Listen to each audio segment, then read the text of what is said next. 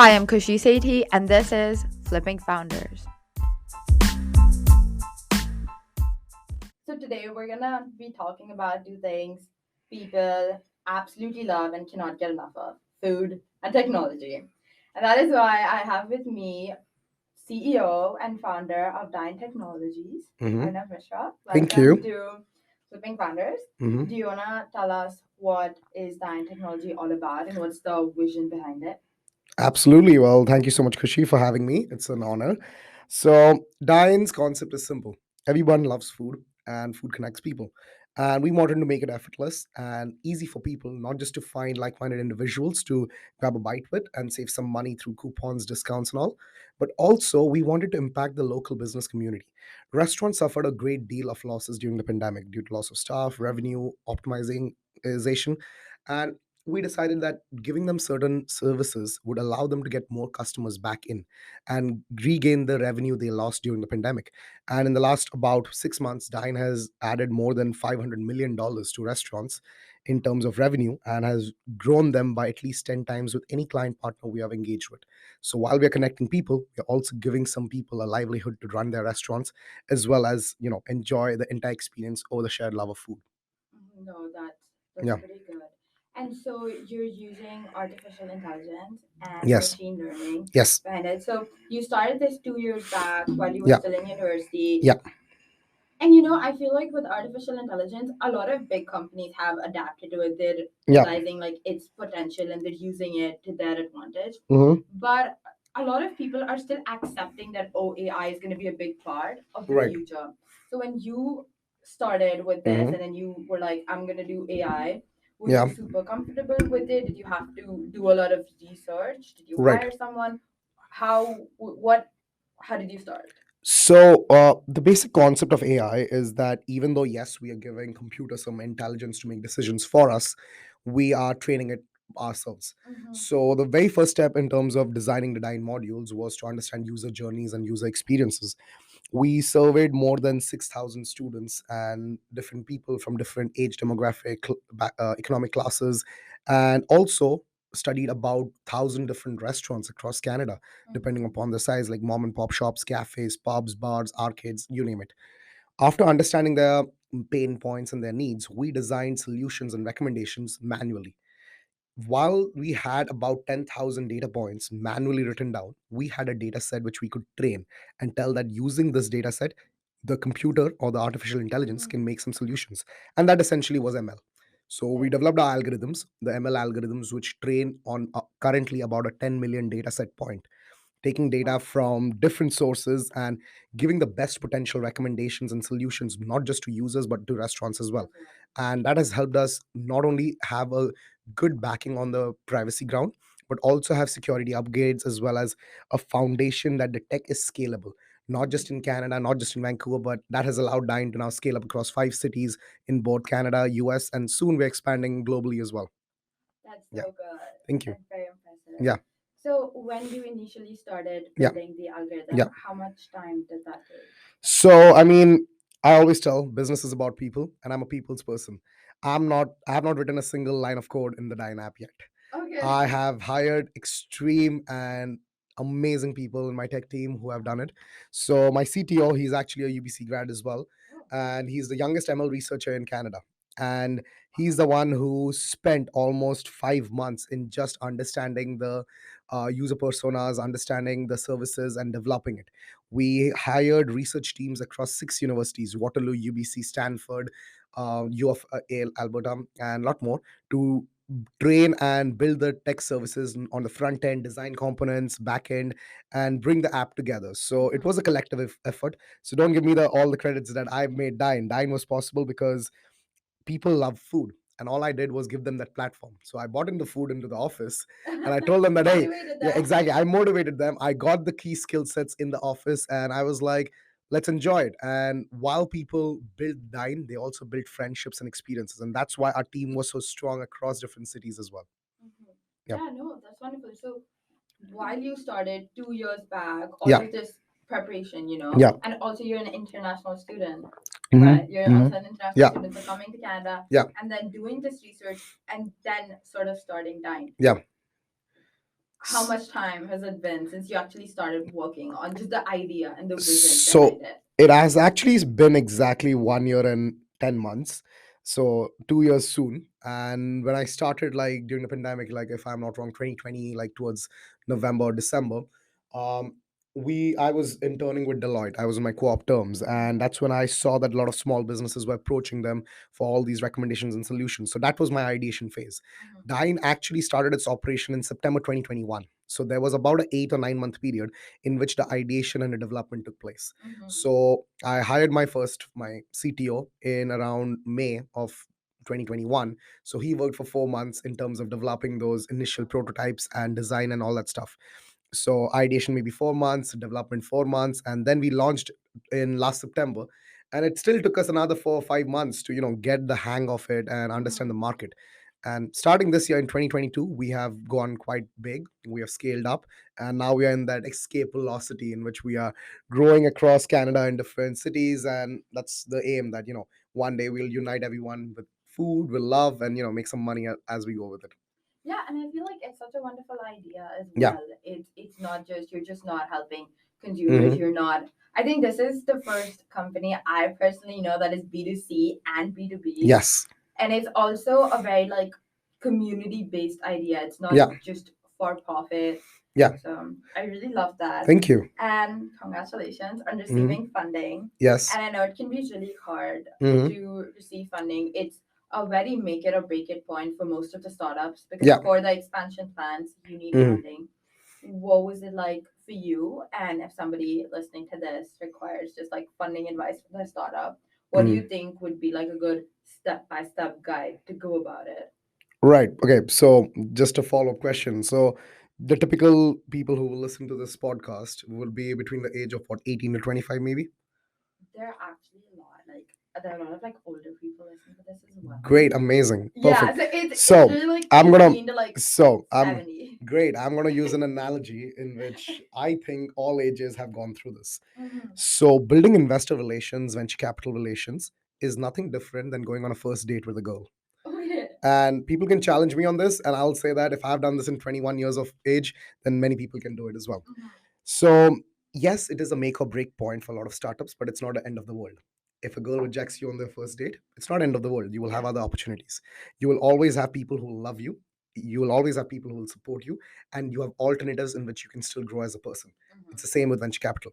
The reason from even making a first impression, approaching them, creating an opening, building trust through communications, through personalities, is all the things you do while you're trying to impress someone. Mhm. Now, Yeah. whether it's on a date, grabbing some drinks, or in going in front of an investor pitching, it Mhm. all matters.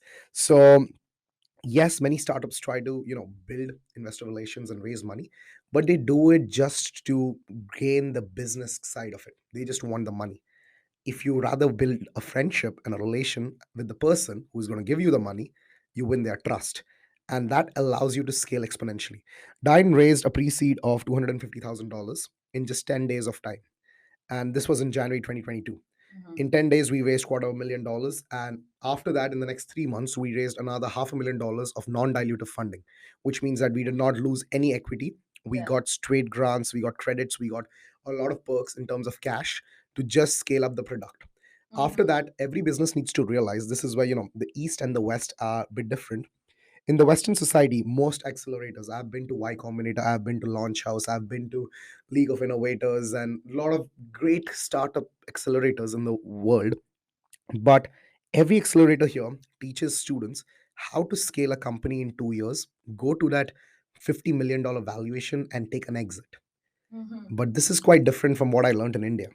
My family has a business background as well, but unfortunately, I've not been involved with the family business because I don't understand it.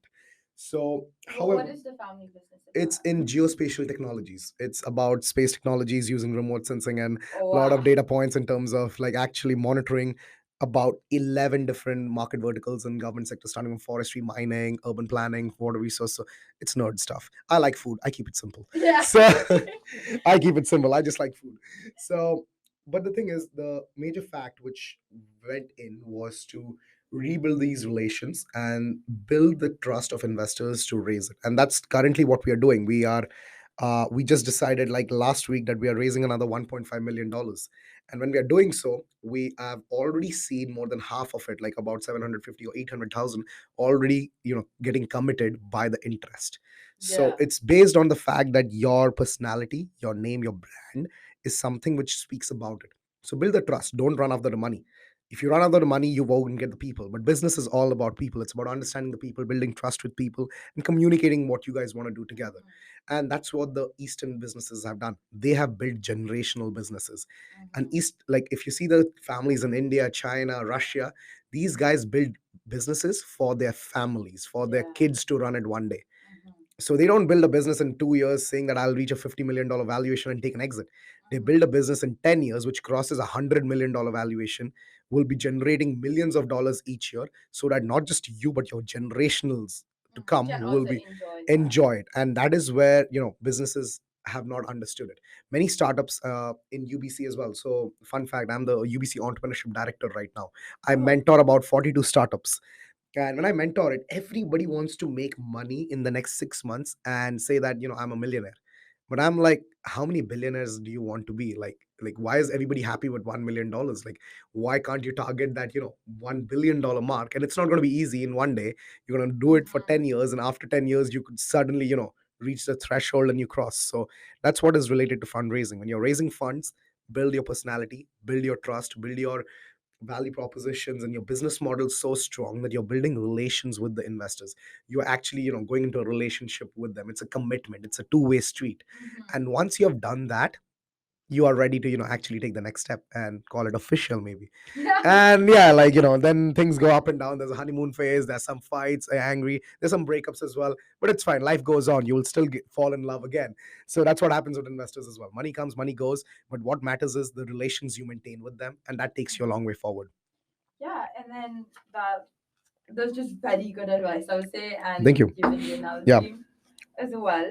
Yeah. So, also in terms of with the funding, Yeah. what are some of your expansion plans for that? So currently, Dyne operates in 5 cities: Vancouver, Toronto, Edmonton, Calgary, Seattle. And we are planning on, launching operations in Montreal as well as Winnipeg in the next couple of months. So the Canadian ecosystem is mostly covered. Mm-hmm. We have also seen a tremendous interest from 15 cities in the States and Oh. another 6 cities in Latin America market. So we want to eventually use the money and resources not just to scale the technology, like the back end as well as all the servers and all that stuff, Mm-hmm. but also use it to expand into these new locations. And of course, while we are doing it, we also want to allow different classes of restaurants, so starting from the mom and pop shops to the enterprise chains like Cactus Club, Starbucks, who are interested to now work with us to provide them solutions as well. Mm-hmm. So the money which we are raising will be eventually used to for expansion, operations, and scalability in the next about a year or two. Okay. Yeah. So, and with you graduating, are you Yeah. gonna be maybe working full time on this? So the best part about my job is that it allows me to visit amazing places in Vancouver, meet some amazing people like you maybe, and get some good food. And while I'm doing it, I get to corporate expense it. So yes, I'm going to be working on Yes, this. you're gonna. So it gives me good food, lets me meet good people, makes me do good business, and of course, I can That's a still like, pretty good offer. yeah, that's a pretty good offer. And Yeah. if any other consulting firm can beat that offer and match me toe to toe on that day, you know what, I'll You're consider it. sold. I'll consider it, but I don't think anyone has the ability yet. Yeah, no, that makes sense. And with your team, Yeah. how did you? So when you came up with the idea, Mhm. I think finding the right people Yeah. who believe in Yes. your vision as much as you do Yeah. and are also willing to put in the work. Because Yes. for a lot of people, they're going to say they're interested, but Yeah. again, it's about the action Absolutely. and that priorities in Yeah. life as well. So, how did you meet your team? And Hmm. when you were, meeting people, telling people about your idea, how did you sort of say that, oh, yeah, this is the right person for my team? That's actually a really good question. And that's exactly why, I mean, a lot of folks, including professors in Sauder and my business environment, appreciate what I do. Um, Teams are not built based on skill sets, Mm-hmm. teams are built based on passion and ambitions. And passion and ambition come down to values and the common goal in which people have to scale in their careers. While building my team, I made a lot of mistakes. I initially started my company with a couple of my closest friends, and that led to a lot of fights.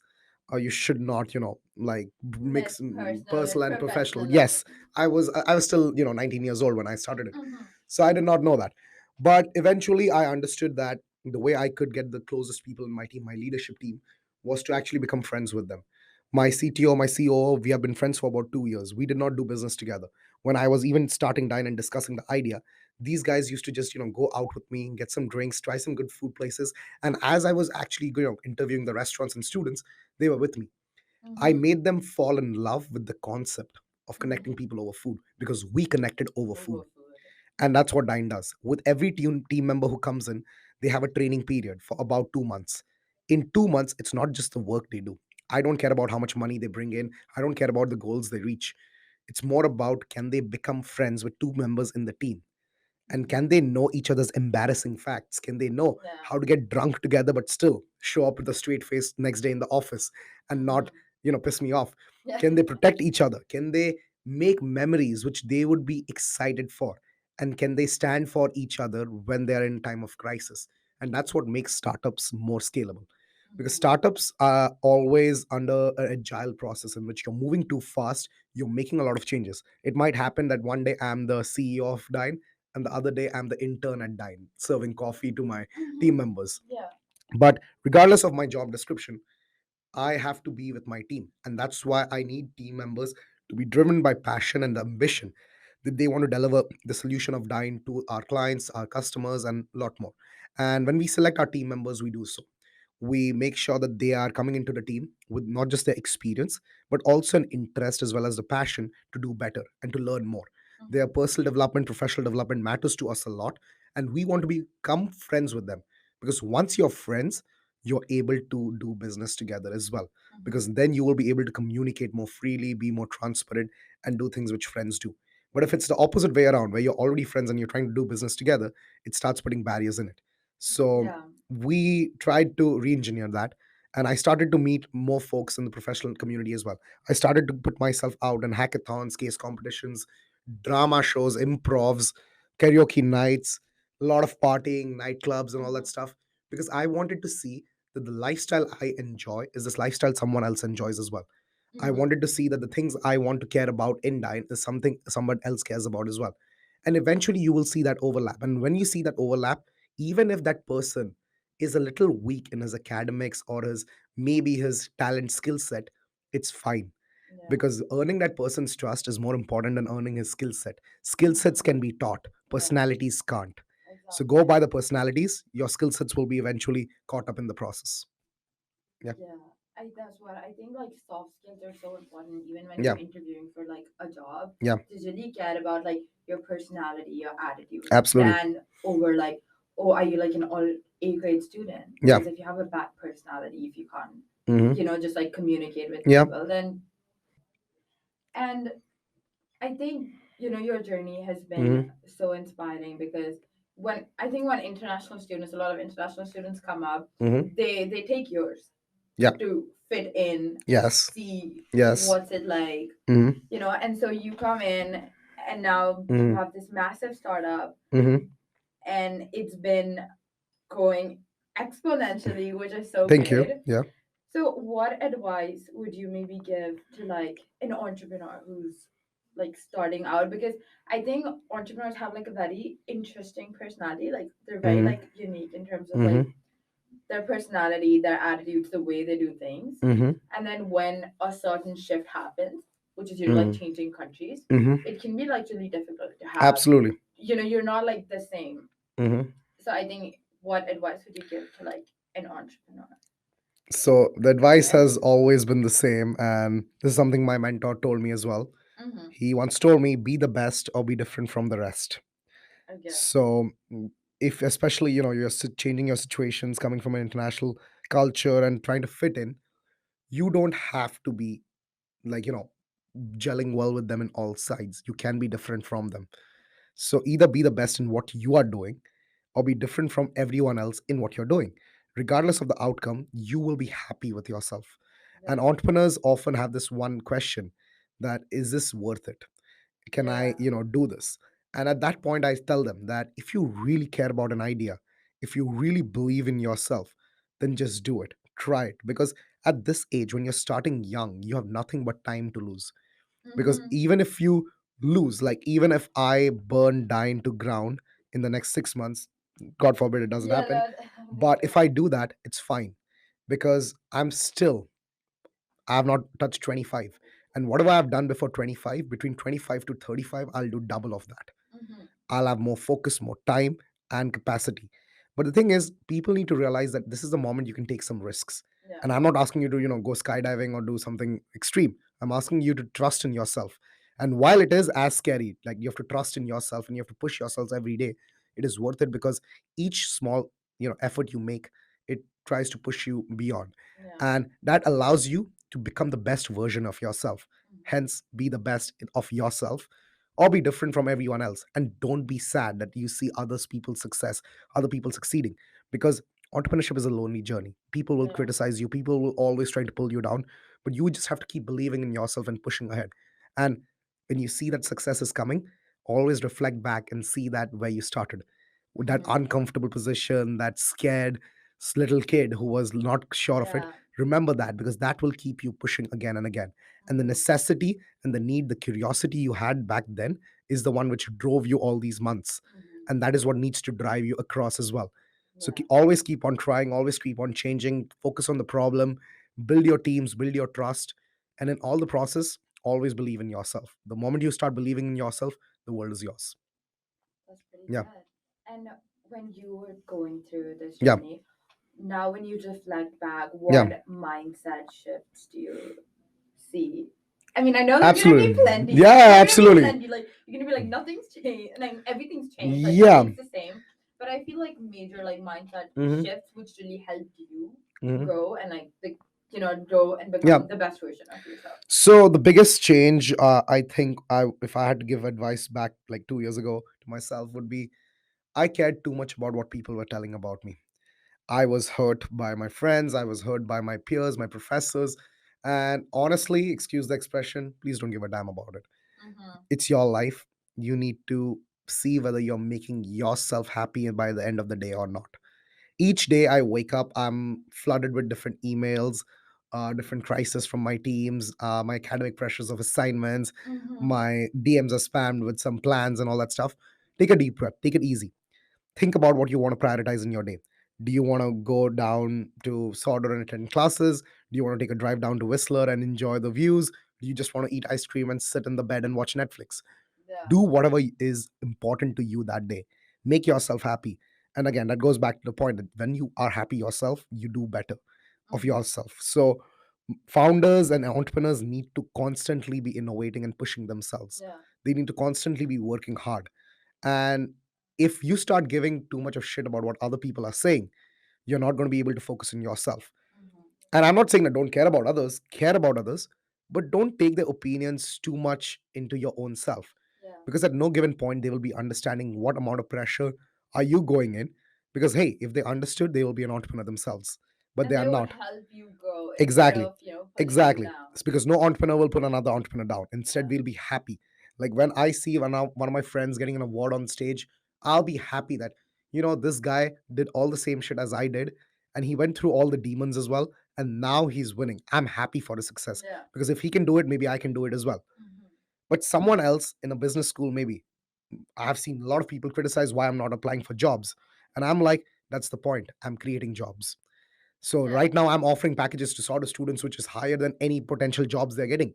And now they're wowed. And I was like, what happened to you guys 2 years ago? Yeah. So the thing is, people will criticize you, but you need to stop like actually giving too much of shit about them. Mm-hmm. Instead, take that as a positive criticism, work on it, and keep on pushing till you reach a better version of yourself, because in the end, it falls into place. And in Yeah. the end, you'll realize, was that worth the mental stress? Was it worth the emotional toll? And was it even worth losing my time? Because Yeah. your time is what you put in your entrepreneurial journey. Mm-hmm. And that's the biggest capital investment, your time. Yeah. So you should not be wasting your time. You should be pushing ahead. That's my advice to all the new people who are starting out, I guess. Yeah, no, and I think that's also like a big part. Like when you come out of high Yeah. school is so much about this person said this, that Yeah. person said this, It's but then drama. when you come, yeah, it's all drama. But then when you come into college, Mm-hmm. you need to like really learn how to like blur out Mm-hmm. the noises because Yeah. it's not helping you grow. Like you don't need it. No, It doesn't absolutely. matter. Absolutely. And for that reason, I typically say that you need to be adaptive, you need to Mm-hmm. be spontaneous. Uh, High school was great, but that's a period of life. Yeah. Like every book, the chapter turns. When a Mm-hmm. chapter turns, new characters are introduced, new circumstances are created, new scenes are set. And now you need to realize that you are the hero of this book Yeah. or the heroine, You're the and main you're the character. main character. So no matter what happens, the plot develops, the character evolves, Mm-hmm. and eventually it's the decisions which each character makes which decides whether you're staying in the book or no, or you get stabbed by your best friend or something happens and you're out of the picture and Yeah, yeah, the yeah. story still continues. Life goes on, but it depends. Are you the main character? Are you going to be sidelined? Mm-hmm. So you are the one who's writing the book. So be ready for the changes, be adaptive to the changes, and be ready to embrace each chapter in your life. Mm-hmm. Because people who are scared of turning that page and ending that chapter are the ones who will always leave their book unfinished. Yeah. But the ones who are capable enough of having that courage to turn into the next chapter, adapt into new roles, are the ones who keep on continuing with the story, and the books keeps on getting better and bigger. Mm-hmm. Yeah, for me personally, I'm like Yeah. quite like I don't want to like be stuck in a Hmm. position forever. So I just like Yeah. ruthlessly That's good. edit and edit and edit, and then Yeah. be like, okay, this is good. It's Mm, working for me it's now. good. Yeah. Let me stay there. Yeah. Absolutely. You Because should. yeah, I feel like for me, it's just like I don't want to be stuck in a bad situation forever. Hmm. So make whatever changes that need to be made. Yeah. Rip off the band-aid, Rip off the and bandit. just like Exactly. Agreed. go for it. No, Yeah. absolutely. I love it. Yeah, and Yeah. then talking about people, Yeah. who has been the most like influential person in your life and Mm, why? interesting. So, uh, I would say that, I mean, on top of my head and from my heart, it's going to be my dad. Mm-hmm. He has shaped all the different values. So, starting from all the brown boy values and sticking back to my ground, I have always been someone who respects him because he started with nothing. He is a first generational entrepreneur. He had a lot of criticism back in his day, and he has built a massive empire for himself.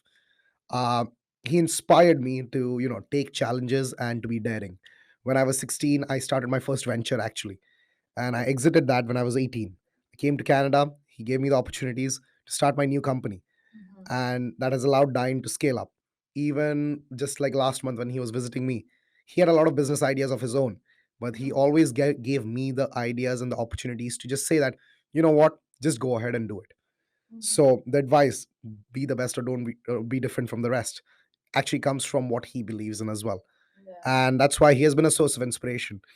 But then a source of support and constant guidance has always been the friends and the peers you have around you, Mm-hmm. because they are the ones who are interacting with you on a daily life, Yeah. and they're the ones who are going to be shaping your each every small action. Every small action leads to a big decision. Every big decision leads to a milestone. And that's why I value the people around me who have constantly supported me or constantly, also criticized me, Mm-hmm. allowing me to navigate through these, difficult waters as well as all the big challenges, because hey, I'm still in my 20s. I Yeah. don't have my life figured out, but the best I can do is live each moment, make the best out of each moment, and learn from the failures I have and the successes I'm going to gain. So that's it. Yeah. Yeah. I feel like yeah, because I think obviously your family. Sorry. Oh no, that's okay. Yeah. No, obviously, because your family's on the other side of the world. Yeah. So for like a daily Yeah. connection, it is your friends are your family Absolutely. over here. Yeah. Yeah, and now coming for the last question. Okay. You could take time for this Yeah. one. If you could be remembered for one thing, Hmm. what would that be? Oh, interesting. Yeah. Community. This answer has not changed since I was 15. No matter, what different businesses I've involved myself in, different ventures I've launched, different teams I've launched, it always had a focus of impacting the communities which I'm involved in. Mm-hmm. So, starting from the age of 16, when I worked with tribal students on the educational modules, to supporting my entire high school in launching India's largest tech education platforms, to launching big campaigns in UBC, starting from international student fundings to student accelerators, incubators for entrepreneurs, to die in everything. It always involves this one concept of impacting the communities which I'm involved in.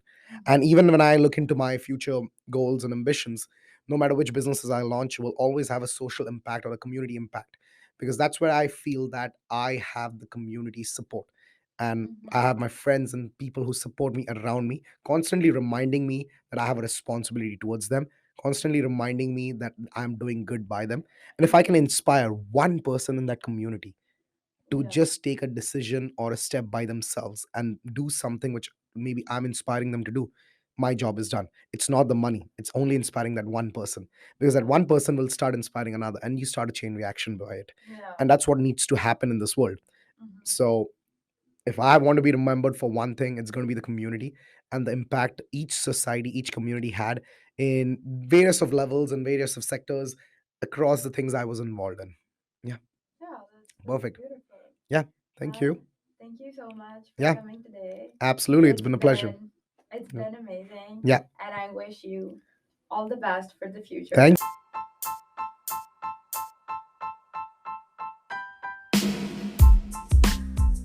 Hope you found this episode helpful. See you next Thursday.